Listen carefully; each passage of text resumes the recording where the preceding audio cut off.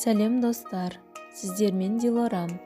Бүгін біз сіздермен үйде бар заттардан ерекше печенье жасайтын боламыз. Бұл печеньені жасау үшін көп уақытта қажет емес. Өте дәмді болып шығады. Ол үшін бізге манный крупа, қант, жұмыртқа, ұн, қамыр қопсытқыш және бөлме температурасындағы сары май қажет болады.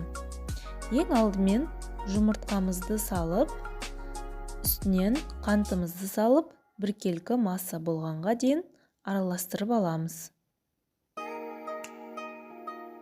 Одан кейін бөлме температурасында жұмсақ болып тұрған сары майымызды салып, тағы араластырамыз. Енді қамыр қопсытқышымызды салып, араластырып жібереміз.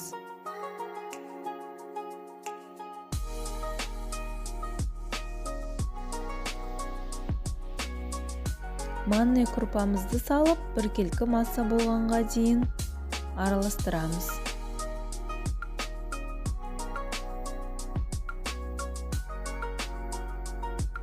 Ұнымызды салып, жұмсақ қамыр илейміз.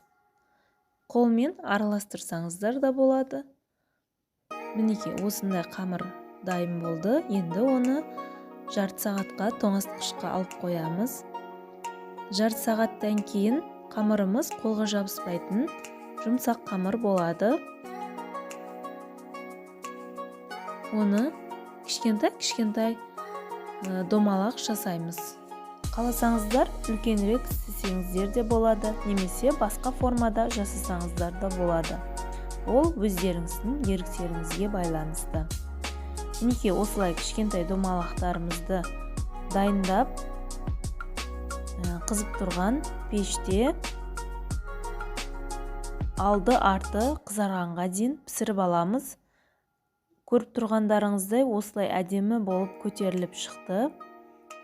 Енді бетіне қант ұнтағын сеуіп, дастарханға тарта берсек болады. Ас болсын.